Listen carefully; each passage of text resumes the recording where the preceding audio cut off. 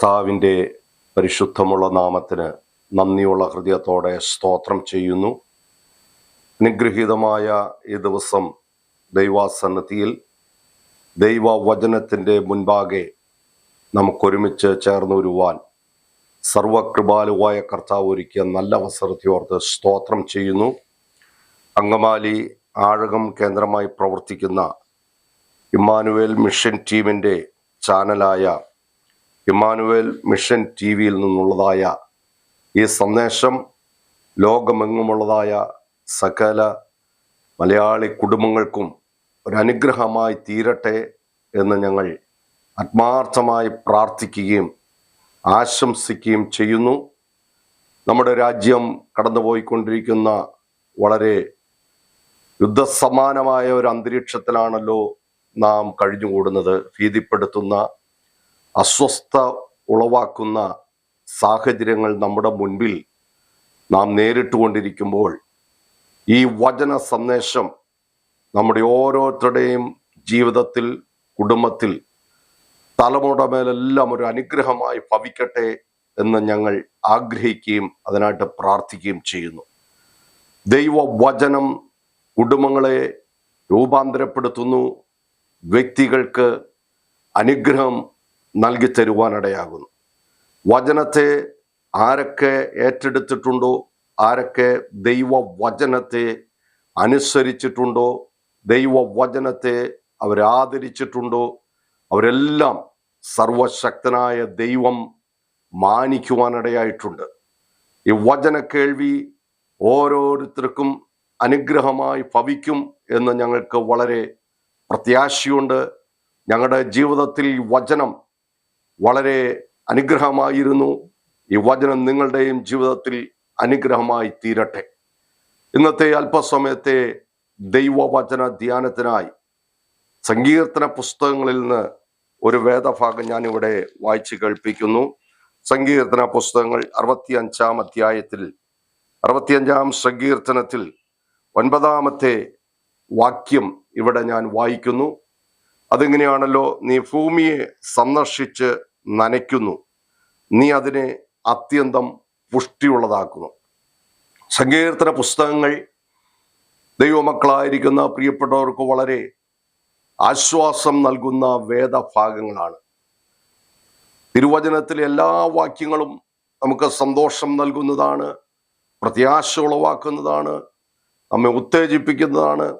അപ്പോൾ തന്നെ 150 അധ്യായങ്ങളുള്ളതായ സങ്കീർത്തന പുസ്തകം നമ്മുടെയൊക്കെ ജീവിതത്തിൽ, കുടുംബത്തിൽ വളരെ ചൈതന്യം നൽകുന്ന ഭാഗങ്ങളാണ് എന്നുള്ളതിന് സംശയമില്ല. നമ്മുടെ കുഞ്ഞുങ്ങൾ വാക്കുകൾ പറഞ്ഞ് അല്ലെങ്കിൽ സംസാരിക്കുവാൻ തുടങ്ങുമ്പോൾ തന്നെ നാം അവരെ ആദ്യമായി പഠിപ്പിക്കുവാൻ ആഗ്രഹിക്കുന്ന ഭാഗങ്ങൾ സങ്കീർത്തന പുസ്തകത്തിലെ വാക്യങ്ങളാണ്. നമ്മുടെ ഓരോ കാര്യങ്ങൾക്കും സങ്കീർത്തനം വായിച്ചുകൊണ്ടാണ് നാം ആരംഭിക്കുന്നത്. ഒരു വിവാഹ വീട്ടിലായാലും, ഒരു സംസ്കാര ശുശ്രൂഷ നടക്കുന്ന ഭവനത്തിലായാലും, ഒരു വീട് സമർപ്പണ ശുശ്രൂഷയായാലും, ഏതൊരു ആത്മീയ ശുശ്രൂഷയ്ക്കും സങ്കീർത്തന പുസ്തകങ്ങൾ നാം വായിച്ച് കർത്താവിനെ മഹത്വപ്പെടുത്താറുണ്ട്. അതിൻ്റെ ഒരു കാരണം, സങ്കീർത്തന പുസ്തകങ്ങൾ ഭക്തന്മാർ തങ്ങളുടെ ജീവിതത്തിൻ്റെ അനുഭവത്തിൽ നിന്ന് രേഖപ്പെടുത്തിയിട്ടുള്ള ഭാഗങ്ങളാണ്. സങ്കീർത്തന പുസ്തകങ്ങൾ നാം വായിക്കുമ്പോൾ ഭക്തന്മാരുടെ ജീവിതത്തിൽ അവരനുഭവിച്ച പ്രയാസങ്ങൾ, പ്രതിസന്ധികൾ, അവരുടെ ജീവിതത്തിൽ നേരിട്ടതായ വേദനാജനകമായ സാഹചര്യങ്ങളൊക്കെ നമ്മുടെയും ജീവിതത്തിൽ കടന്നു വരുമ്പോൾ ഭക്തന്മാർ ചെയ്ത കാര്യം ദൈവത്തെ സ്തുതിക്കുകയും ദൈവത്തിന് മഹത്വം അർപ്പിക്കുകയും ദൈവത്തോട് അവരുടെ വിഷയങ്ങളെ സമർപ്പിച്ച് പ്രാർത്ഥന കഴിക്കുകയും ചെയ്യുക. അതേപോലെ തന്നെ നമുക്കും ചെയ്യുവാൻ കഴിയും എന്നുള്ളതാണ് ഈ സങ്കീർത്തന പുസ്തകം നാം വായിക്കുമ്പോൾ നമുക്ക് മനസ്സിലാക്കുവാൻ കഴിയുന്നത്. ഇന്നത്തെ ഈ മെസ്സേജിൻ്റെ ഒരു ടൈറ്റിൽ ഞാൻ കൊടുക്കുകയാണെങ്കിൽ, ദൈവീയ സന്ദർശനം എന്നുള്ളൊരു പദമാണ് ഞാൻ കൊടുക്കുവാൻ ആഗ്രഹിക്കുന്നത്. ഈ വാക്ക് കേൾക്കുമ്പോൾ നമുക്ക് ചിലപ്പോൾ അതിൻ്റെ ആശയം വ്യക്തമായിട്ട് മനസ്സിലാക്കാത്തത് കൊണ്ട് ദൈവിക സന്ദർശനം എന്ന് പറയുമ്പോൾ അത് നെഗറ്റീവായിട്ടുള്ളൊരു ചിന്താഗതിയായിരിക്കും നമുക്ക് ഒരുപക്ഷെ ഓർമ്മയിൽ വരുന്നത്. എന്നാൽ ദൈവവചനം ഞാൻ പഠിച്ചപ്പോൾ, ധ്യാനിച്ചപ്പോൾ ദൈവത്തിന്റെ പരിശുദ്ധാത്മാവ് എന്നിൽ സംസാരിച്ചതായ ചില കാര്യങ്ങളാണ് ഞാനിവിടെ പ്രസ്താവിക്കുന്നത്. അത് നമുക്ക് ഓരോരുത്തർക്കും, എൻ്റെ ശ്രോതാക്കളായ എല്ലാ പ്രിയപ്പെട്ടവർക്കും അനുഗ്രഹമായി ഭവിക്കും എന്നുള്ളതിന് യാതൊരു സംശയവുമില്ല. ദൈവിക സന്ദർശനം എന്ന് പറയുമ്പോൾ അത് ഒരു രോഗമായി തീരണം, ഒരു ദോഷമായി തീരണം. ദൈവിക സന്ദർശനം എന്ന് പറയുമ്പോൾ ദൈവത്തിന്റെ ശിക്ഷ ഉണ്ടാകണമെന്നൊക്കെയാ ഒത്തിരി പേര് ചിന്തിച്ചു വച്ചിരിക്കുന്നത്. എന്നാൽ ദൈവത്തിന്റെ സന്ദർശനം തീർച്ചയായും ഒരു അനുഗ്രഹമാണ് എന്നുള്ളതിന് സംശയമില്ല.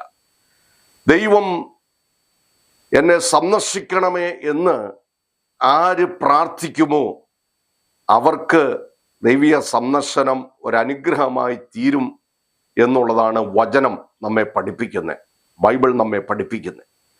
അതുകൊണ്ട് ചിലരൊക്കെ എങ്കിലും പ്രാർത്ഥിക്കും, ഞാൻ കേട്ടിട്ടുണ്ട്, എനിക്ക് പ്രതികൂലമായി നിൽക്കുന്ന വ്യക്തിയെ ദൈവമേ ഒന്ന് സന്ദർശിക്കണമേ, എൻ്റെ ഭാവിക്ക് വിഘാതം വരുത്തുന്ന വ്യക്തികളുണ്ട്, എൻ്റെ നന്മയെ മുടക്കിക്കളയുന്ന വ്യക്തികളുണ്ട്, അവരൊന്ന് സന്ദർശിക്കണമേ എന്ന് പലരും പ്രാർത്ഥിക്കും, ഞാൻ കേട്ടിട്ടുണ്ട്. എന്നാൽ എന്നെ സന്ദർശിക്കണമേ എന്ന് വളരെ കുറച്ചു പേര് പ്രാർത്ഥിക്കുന്നത് എനിക്ക് മനസ്സിലാക്കുവാനായിട്ട് സാധിച്ചിട്ടുള്ളൂ. ഒരർത്ഥത്തിൽ മറ്റുള്ളവരെ സന്ദർശിക്കണമേ എന്ന് പറയുന്നതിന് പകരം ദൈവം എന്നെ ഒന്ന് സന്ദർശിക്കണം എന്ന് പറയുന്നതിൽ കൂടിയാണ് ദൈവീയ അനുഗ്രഹം നമ്മുടെ മേൽ നിലനിൽക്കുന്ന ശാശ്വതമായ അനുഗ്രഹം നമ്മുടെ മേൽ ദൈവം പകരുവാൻ ഇടയാകുകയുള്ളൂ. ഇവിടെ 65-ാം സങ്കീർത്തനം 9-ാമത്തെ വാക്യത്തിൽ നാം വായിച്ചത്, ദൈവം ഭൂമിയെ സന്ദർശിക്കുന്നു.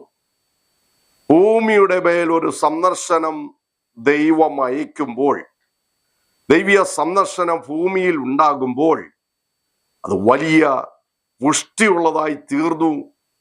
ദൈവത്തിന്റെ സന്ദർശനത്താൽ ഭൂമിയുടെ മേൽ ഒരു ഫലഭൂയിഷ്ഠമായ അനുഭവം ഉണ്ടായി എന്നാണ് നമുക്ക് മനസ്സിലാക്കുവാൻ കഴിയുന്നത്. അപ്പോൾ ദൈവം ഭൂമിയെ സന്ദർശിക്കുന്നു. ദൈവം ഭൂതലത്തെയും ഭൂമിയെ മുഴുവൻ ദൈവം തൻ്റെ കരത്താൽ സൃഷ്ടിച്ചു. ദൈവത്തിൻ്റെ സൃഷ്ടി വൈഭവത്തെ നമ്മുടെ കൺകുളിർക്കെ കാണുമ്പോൾ എത്രമാത്രം ദൈവം നമ്മെ സ്നേഹിച്ചുകൊണ്ടാണ് ഈ ഭൂമിയെ, ഭൂതലത്തെ നമുക്ക് ദാനമായി നൽകിയതെന്ന് നാം ഓർത്ത് കർത്താവിന് മഹത്വം അർപ്പിക്കുവാൻ കഴിയണം. ദൈവം സന്ദർശിച്ചതായ 1-2 വ്യക്തിത്വങ്ങളെ ഞാനിവിടെ ഓർമ്മപ്പെടുത്തിയിട്ട് എൻ്റെ വാക്കുകൾക്ക് വിരാമം കുറിക്കാം. ഉൽപ്പത്തി പുസ്തകം 21-ാം അധ്യായം, അതിൻ്റെ പ്രാരംഭവാക്യം ഞാനിവിടെ വായിക്കുന്നു. ഉൽപ്പത്തി പുസ്തകം 21-ാം അധ്യായം 1-ാമത്തെ വാക്യം. അനന്തരം യഹോവ താൻ അരുളി ചെയ്തിരുന്നത് പോലെ സാറായെ സന്ദർശിച്ചു. താൻ വാഗ്ദത്തം ചെയ്തിരുന്നത് യഹോവ സാറായിക്ക് നിവർത്തിച്ചു കൊടുത്തു. കർത്താവിന് സ്തോത്രം. ഈ ദമ്പതികളെ കുറിച്ച്, ഈ കുടുംബത്തെക്കുറിച്ച് നമുക്ക് നല്ലതുപോലെ അറിയുന്ന ഒരു കുടുംബമാണല്ലോ. ദൈവം വിളിച്ച് കൽദയ പട്ടണമായ ഊരിൽ നിന്ന് ദൈവം അയക്കുന്നിടത്തേക്ക് യാത്ര ചെയ്ത വ്യക്തിയായിരുന്നു അബ്രഹാമും തൻ്റെ ഭാര്യയായ സാറായും. ദൈവം അബ്രഹാമിനെ വിളിക്കുമ്പോൾ ദൈവത്തിൻ്റെ അനുഗ്രഹത്തിലേക്കാണ്, ദൈവത്തിൻ്റെ ഉദ്ദേശത്തിലേക്കാണ് ദൈവം തെരഞ്ഞെടുത്ത ആ കുടുംബത്തിന്മേൽ ദൈവത്തിൻ്റെ ഉദ്ദേശം നിവൃത്തിയാകണമെന്നുള്ള ആഗ്രഹത്തോടും താല്പര്യത്തോടും കൂടിയാണ് അബ്രഹാമിനെ ദൈവം തെരഞ്ഞെടുത്തത്. അബ്രഹാമിന് വാഗ്ദത്തം ചെയ്യുമ്പോൾ, നിന്റെ സന്തതിയെ ഞാൻ അനുഗ്രഹിക്കും, ആകാശത്തിലെ നക്ഷത്രങ്ങളെപ്പോലെ, കടൽ തീരത്തെ മണൽ തരികളെപ്പോലെ നിന്റെ സന്തതിയെ ഞാൻ വർദ്ധിപ്പിക്കും എന്ന് സർവശക്തനായ ദൈവം അരുളി ചെയ്തു. പക്ഷേ പിന്നീടുള്ള ആ കുടുംബത്തിൻ്റെ സാഹചര്യം നാം പഠിക്കുമ്പോൾ ആ വാഗ്ദത്തം ഒരു വശത്തുള്ളപ്പോൾ തന്നെ ചില പരിമിതികളും ഇല്ലായ്മകളും അസാധ്യമായ സാഹചര്യങ്ങളുമാണ് ആ വീട്ടിനുള്ളിൽ ഉണ്ടായിരുന്നതെന്ന് നാം മറന്നു പോകരുത്. ഇന്ന് ഈ രാവിലെ സമയം ദൈവവചനത്തിന് മുൻപാകെ ദൈവസന്നിധിയിൽ നാം ആയിരിക്കുമ്പോൾ പരിശുദ്ധാത്മാവിൽ ഞാൻ ഓർമ്മപ്പെടുത്തട്ടെ, നിങ്ങളുടെ പരിമിതികളെ മാറ്റുന്ന സർവശക്തനായ ദൈവം നിങ്ങൾക്ക് വേണ്ടി ഇറങ്ങി വരും എന്നുള്ളതിന് സംശയമില്ല. നിങ്ങളുടെ മുൻപിൽ അസാധ്യമായ ഏതെല്ലാം കാര്യങ്ങളുണ്ടോ, ഏതെല്ലാം വിഷയങ്ങളുണ്ടോ, അതിന്മേൽ പ്രവർത്തിക്കുവാൻ ലോകത്തിലെ ഒരു വ്യക്തിക്കോ ഒരു ശക്തിക്കോ കഴിയാതിരിക്കുമ്പോൾ സർവശക്തനായ ദൈവം നിങ്ങളുടെ വിഷയത്തിന്മേൽ, നിങ്ങളുടെ കുടുംബത്തിന്മേൽ, നിങ്ങളുടെ തലമുറ വിഷയത്തിന്മേൽ തീർച്ചയായും ഇറങ്ങി വരും എന്നുള്ളതിന് യാതൊരു സംശയവുമില്ല. ഞാൻ വ്യക്തമായി അനുഭവിച്ച അനുഭവത്തിൽ നിന്ന് പറയുന്നു, ദൈവീയ സന്ദർശനം നിങ്ങളുടെ കുടുംബത്തിൽ ഉണ്ടാകുമ്പോൾ അത് വലിയൊരു വിജയമാണ്, അതൊരു അനുഗ്രഹമാണ്, അതൊരു നന്മയാണ്. Hallelujah, praise the Lord. ഇവിടെ വായിച്ച വാക്യത്തിൽ സാറായെ ദൈവം സന്ദർശിച്ചു. നീണ്ട വർഷങ്ങൾ ഈ വാഗ്ദത്തം കിട്ടിയിട്ടും കാത്തിരിക്കുന്ന ആ കുടുംബത്തെ ഒന്ന് നമുക്ക് ചിന്തിക്കാം. എത്രയോ നാളുകളായിട്ട് അവർ കാത്തിരിക്കുന്നു. ദൈവം അരുളി ചെയ്തു, ദൈവം വാഗ്ദത്തം ചെയ്തു, ഇതുവരെയും ആ വാഗ്ദത്തം കയ്യിൽ കിട്ടിയില്ല, ആ വാഗ്ദത്തം വെളിപ്പെട്ടു വന്നില്ല. ഞാൻ ഓർമ്മപ്പെടുത്തട്ടെ, ഈ വാഗ്ദത്തത്തെ നിവർത്തിക്കു വേണ്ടി കാത്തിരുന്ന കുടുംബത്തിന്മേലാണ് ദൈവത്തിൻ്റെ സന്ദർശനം വീണ്ടും ഉണ്ടാകുവാനിടയായത്. രണ്ടാമത്തെ ഭാഗത്ത് നാം വായിച്ചത് ദൈവം താൻ വാഗ്ദത്തം ചെയ്തിരുന്നത് സാറായിക്ക് നിവർത്തിച്ചു കൊടുത്തു എന്ന്. അങ്ങനെയെങ്കിൽ വർഷങ്ങളായിട്ട് ദൈവ ശബ്ദം കേട്ടവരാണ്, ദൈവീയ വാഗ്ദത്തം ശ്രവിച്ചവരാണ്. ദൈവം അരുളി ചെയ്തത് വചനത്തിൽ കൂടെ, അഭിഷിക്തന്മാരിൽ കൂടെ പ്രാപിച്ച അനുഭവം നമുക്കുണ്ടെങ്കിൽ എന്നീ പകൽ മറക്കരുത്. പരിശുദ്ധാത്മാവ് ഞാൻ ഒന്നുകൂടെ വിളിച്ചു പറയട്ടെ, നിങ്ങളുടെ കുടുംബത്തോളം ബന്ധത്തിൽ, നിങ്ങളുടെ തലമുറയുള്ള ബന്ധത്തിൽ, നിങ്ങളുടെ ഭാവിയുള്ള ബന്ധത്തിൽ, നിങ്ങളുടെ ശുശ്രൂഷയുള്ള ബന്ധത്തിൽ, നിങ്ങളുടെ ജോലിയുള്ള ബന്ധത്തിൽ, നിങ്ങളുടെ ബിസിനസ്സുള്ള ബന്ധത്തിൽ ദൈവം അരുളി ചെയ്തത് തീർച്ചയായും നിശ്ചയമായും ദൈവം നിറവേറ്റുക തന്നെ ചെയ്യും. ഹല്ലേലൂയ. ദൈവം അരുളി ചെയ്തത് ദൈവം നിവർത്തിച്ചു കൊടുത്തെങ്കിൽ ദൈവത്തിന് അസാധ്യമായി ഒന്നുമില്ല. സ്തോത്രം. നാളെ എന്ത് സംഭവിക്കും, ലോകത്തിന് എന്ത് സംഭവിക്കും, എൻ്റെ മാതൃരാജ്യമായ ഭാരതത്തിന് എന്ത് സംഭവിക്കും എന്ന് നാം ഭീതിപ്പെട്ട് മനമുരുകി നിരാശയോടെ മുൻപോട്ട് പോകുകയല്ല. എൻ്റെ ജീവിതത്തിന് ദൈവത്തിനൊരു പ്രത്യേകമായ ഉദ്ദേശമുണ്ട്. എൻ്റെ കുടുംബത്തിന്മേൽ ദൈവത്തിൻ്റെ ഒരു കരുതലുണ്ട്. എൻ്റെ ജീവിതത്തിന്മേൽ ദൈവത്തിൻ്റെ ഒരു നിർണയമുണ്ട്. അത് ദൈവത്തിന് മാത്രമേ നിറവേറ്റുവാൻ കഴിയുള്ളൂ, ദൈവത്തിന് മാത്രമേ അത് നിവർത്തിക്കുവാൻ കഴിയുള്ളൂ. ഇവിടുത്തെ തത്വ സംഹിതകൾക്കോ, ഇവിടുത്തെ അധികാരികൾക്കോ, ഇവിടുത്തെ ഭരണകൂടങ്ങൾക്കോ അത് നിറവേറ്റുവാൻ കഴിയാതിരിക്കുമ്പോൾ എൻ്റെ മേലുള്ള ദൈവത്തിന്റെ വാഗ്ദത്തം ദൈവം നിശ്ചയമായി, ദൈവം തീർച്ചയായും എൻ്റെ മേൽ നിറവേറ്റുവാൻ ശക്തനാണ്. Praise the Lord. സാറായിയെ ദൈവം സന്ദർശിച്ചു, സാറായിക്ക് ദൈവം നിവർത്തിച്ചു കൊടുത്തു. അതിനെക്കുറിച്ച് എബ്രായ ലേഖനത്തിൽ നാം വായിക്കുന്നത് 11-ാമത്തെ അധ്യായം അതിൻ്റെ 11-ാമത്തെ വാക്യത്തിൽ വായിക്കുന്ന ഒരു ഭാഗം ഇങ്ങനെയാണല്ലോ. എബ്രായ ലേഖനം 11-ാം അധ്യായത്തിന്റെ 11-ാമത്തെ വാക്യം, വിശ്വാസത്താൽ സാറായും വാഗ്ദത്തം ചെയ്തവനെ വിശ്വസ്തന് എന്ന് എണ്ണുകയാൽ പ്രായം കഴിഞ്ഞിട്ടും പുത്രോത്പാദനത്തിന് ശക്തി പ്രാപിച്ചു. ദൈവത്തിന് സ്തോത്രം. റോമാലേഖനത്തിലും ഇതേ കാര്യം പൗലോസ് അപ്പോസ്തലൻ രേഖപ്പെടുത്തുന്നുണ്ട്.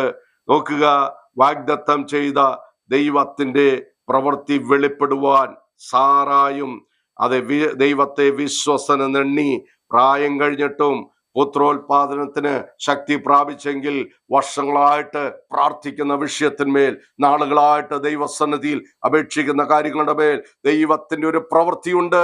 ദൈവത്തിന്റെ ഒരു സന്ദർശനം വീട്ടിനകത്ത് വരുമ്പോൾ അതൊരു അനുഗ്രഹമാണ്. വീട്ടിനകത്ത് വരുമ്പോൾ അതൊരു നന്മയാണ്. വീട്ടിനകത്ത് വരുമ്പോൾ അതൊരു വിടുതലാണ്. ഇന്ന് പകൽ ദൈവമേ, എന്നെ ഒന്ന് സന്ദർശിക്കണമേ, എന്റെ കുടുംബത്തെ ഒന്ന് സന്ദർശിക്കണമേ, എന്റെ ജീവിതത്തെ ഒന്ന് സന്ദർശിക്കണമേ, എന്റെ തലമുറ ഒന്ന് സന്ദർശിക്കണമേ എന്ന് നാം ആത്മാർത്ഥമായി പ്രാർത്ഥിച്ചാൽ ദൈവീയ സന്ദർശനം നിങ്ങളുടെ കുടുംബത്തിന്മേൽ വന്നാൽ അതൊരനുഗ്രഹമായി തീരും. ഹല്ലേലൂയ, സ്തോത്രം. ദൈവം ഒരു കുടുംബത്തെ സന്ദർശിച്ചു, അല്ലെ ഒരു വ്യക്തിയെ സന്ദർശിച്ചു എന്ന് നമുക്കിവിടെ വായിപ്പാനായിട്ട് കഴിയുന്നു.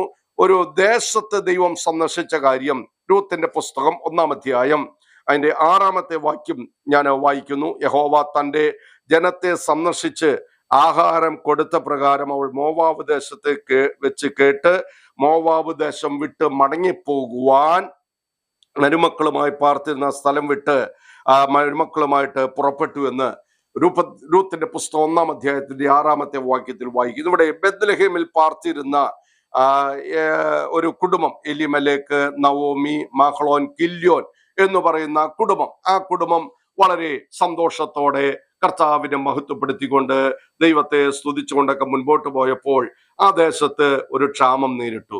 ഒരു ക്ഷാമം നേരിട്ട വേളയിൽ ക്ഷാമത്തെ അതിജീവിക്കുവാൻ കഴിയാതിരുന്ന ആ കുടുംബം, ദാരിദ്ര്യത്തിൽ അകപ്പെട്ട കുടുംബം, ദാരിദ്ര്യത്തെ അതിജീവിക്കുവാൻ വേണ്ടി സ്വന്തം ദേശം വിട്ട്, സ്വന്തം കൂട്ടരെ വിട്ട്, സ്വന്തം കൂട്ടായ്മ വിട്ട്, ദൈവീയ സാന്നിധ്യം വിട്ട്, ദൈവീയ സംസർഗം വിട്ട് മറ്റൊരു ദേശത്തേക്ക്, അരുത്, പോകരുത്, അവിടേക്ക് കടക്കരുത് എന്നെഴുതിയ ദേശത്തേക്ക്, മോവാബ് ദേശത്തേക്ക് ചെന്ന് പാർക്കുവാനിടയായി. 10-ാം തലമുറ പോലും അവിടെ എത്തരുതെന്നുള്ള പ്രമാണം ഉള്ളപ്പോൾ ആ പ്രമാണത്തെ ലംഘിച്ചുകൊണ്ട് ഒരു കുടുംബം മോവാബിൽ ചെന്ന് പാർത്തു. എന്തിനു വേണ്ടി? ചില ദിവസങ്ങളിലെ, ചില നാളുകളിലെ ക്ഷാമത്തെ, ദാരിദ്ര്യത്തെ അതിജീവിക്കുവാൻ കഴിയാഞ്ഞതുകൊണ്ട് സ്വന്തം ദേശം വിട്ട്, സ്വന്തം കൂട്ടരെ വിട്ട് മറ്റൊരിടത്തേക്ക് പോയി പാർത്തു. നമുക്ക് ആ വേദഭാഗങ്ങളിൽ വായിക്കുവാൻ കഴിയുന്നത് മോവാബ് ദേശത്ത് ചെന്നു പാർത്തെങ്കിലും അവിടെ ചെന്നപ്പോൾ അതിദാരുണമായ പ്രതിസന്ധിയാണ് ആ കുടുംബത്തിന് നേരിട്ടത്. എലിമലേക്ക് മരിച്ചു. ആരോഗ്യ ദൃഢഗാത്രരായിരുന്ന 2 മക്കൾ മഹ്ലോനും കില്യോനും മരിച്ചു. ആ 3 ആൺമക്കൾ, 3 ആണുങ്ങൾ അവിടെ മരിച്ചു കഴിഞ്ഞപ്പോൾ, പുരുഷന്മാർ മരിച്ചു കഴിഞ്ഞപ്പോൾ 3 സ്ത്രീകൾ വിധവുമാരായിട്ട് ആ വീട്ടിൽ ശേഷിപ്പാനിടയായി. ഈ വചനം ശ്രദ്ധിക്കുന്ന പ്രിയമുള്ളവരെ, ദൈവത്തിന്റെ സാന്നിധ്യത്തിൽ ജീവിക്കുന്നവരാണെങ്കിലും ചില പ്രതിസന്ധികളുടെ മുൻപിൽ, ചില പ്രയാസങ്ങളുടെ മുൻപിൽ, ചില ഇല്ലായ്മകളുടെ മുൻപിൽ ദൈവ സാന്നിധ്യത്തിൽ നിന്നും, ദൈവകൃപയിൽ നിന്നും, ദൈവ മഹത്വത്തിൽ നിന്നും അന്യപ്പെട്ട് മറ്റൊരു ഇടം തേടി, മറ്റൊരു സ്ഥലം തേടി പോകുമ്പോൾ ഓർക്കുക, അത് ആശ്വാസമല്ല ലഭ്യമാകുന്നത്, അത് സന്തോഷമല്ല ലഭിക്കുന്നത്, അതൊരു അനുഗ്രഹത്തിലേക്കല്ല എത്തിച്ചേരുന്നത്. അവിടെ വലിയ കയ്പിന്റെ അനുഭവങ്ങള്, അവിടെ വലിയ ദുഃഖത്തിന്റെ ദിവസങ്ങള്, വലിയ പ്രയാസത്തിന്റെ വേളകളൊക്കെയാണ് അവിടെ എത്തിയിരിക്കുക. അവിടെ നമുക്ക് അത് ലഭ്യമാകുന്നതെന്ന് മറന്നു പോകരുത്. അതുകൊണ്ട് ഈ സന്ദേശം ശ്രവിക്കുന്ന പ്രിയമുള്ളവരെ, ദൈവത്തിനൊരു സന്ദർശനം ബെത്ലഹേമിൽ ദൈവം ചില നാളുകൾക്ക് ശേഷം അയച്ചപ്പോൾ ഇതാ നവോമി പറയുന്നു, ഞാൻ എൻ്റെ ദേശത്തേക്ക്, പിതൃദേശത്തേക്ക് ഞാൻ മടങ്ങിപ്പോകുമെന്ന്. ദൈവത്തിന്റെ സ്തോത്രം. ദൈവത്തിന്റെ സന്ദർശനം ആ ദേശത്തിന്മേൽ ഉണ്ടായപ്പോൾ ആ ദേശത്തിന്റെ ക്ഷാമം മാറി, ആ ദേശത്തിന്റെ ദാരിദ്ര്യം മാറി, ആ ദേശത്തിന്റെ പട്ടിണി മാറി. ദൈവത്തിന്റെ സന്ദർശനം ആ ദേശത്ത് വലിയ അനുഗ്രഹമായി തീരുവാനിടയായി. ഈ തിരുവചന സന്ദേശത്തിന്റെ മുൻപിൽ നമുക്കൊരു നിമിഷം കൂടെ സമർപ്പിക്കുവാനായിട്ട് കഴിയട്ടെ. എൻ്റെ വാക്കുകൾക്ക് വിരാമം കുറിക്കുന്നതിന് മുമ്പ് ഈ വചനത്തെ ശ്രദ്ധിച്ച, ഈ ലഘു സന്ദേശം ശ്രദ്ധിച്ച എല്ലാ പ്രിയപ്പെട്ടവരെ ഞാൻ ഓർമ്മപ്പെടുത്തുന്നു, ദൈവത്തിൻ്റെ ഒരു സന്ദർശനം നിങ്ങളുടെ ജീവിതത്തിൽ വന്നാൽ, നിങ്ങളുടെ കുടുംബത്തിലുണ്ടായാൽ, നിങ്ങളുടെ ദേശത്തുണ്ടായാൽ അതൊരനുഗ്രഹമാണ്, ദൈവീയമായ അനുഗ്രഹമാണ്, ദൈവീയമായ നന്മയാണ്. അതിലേക്ക് ഞാൻ ഒരിക്കൽ കൂടെ സമർപ്പിക്കുവാൻ വേണ്ടി നിങ്ങളെ ഓരോരുത്തരും ക്ഷണിക്കുന്നു. ഇപ്രകാരം ഇമ്മാനുവേൽ മിഷൻ ടിവിയുടെ ഈ ചാനലിൽ കൂടെ ദൈവവചനം ശ്രദ്ധിച്ച എല്ലാ പ്രിയപ്പെട്ടവരും, എല്ലാ കുടുംബങ്ങളെയും, ഇതിൽ പങ്കെടുത്ത എല്ലാ പ്രിയപ്പെട്ടവരെയും സർവശക്തനായ കർത്താവ് അനുഗ്രഹിക്കട്ടെ, നിങ്ങളെ സഹായിക്കട്ടെ എന്ന് പ്രാർത്ഥിച്ചും ആത്മാർത്ഥമായിട്ട് ആഗ്രഹിച്ചും കൊണ്ട് എൻ്റെ വാക്കുകളെ ഞാൻ ഇവിടെ ഉപസംഹരിക്കുന്നു. ദൈവം നമ്മെ എല്ലാവരെയും അനുഗ്രഹിക്കട്ടെ. യേശു കർത്താവ് മടങ്ങി വരാറായി. മാറാനാഥ, യേശുവിന്റെ വരവിന് വേണ്ടി ഒരുങ്ങാം. കർത്താവ് നമ്മെ എല്ലാവരെയും അനുഗ്രഹിക്കട്ടെ. Praise the Lord.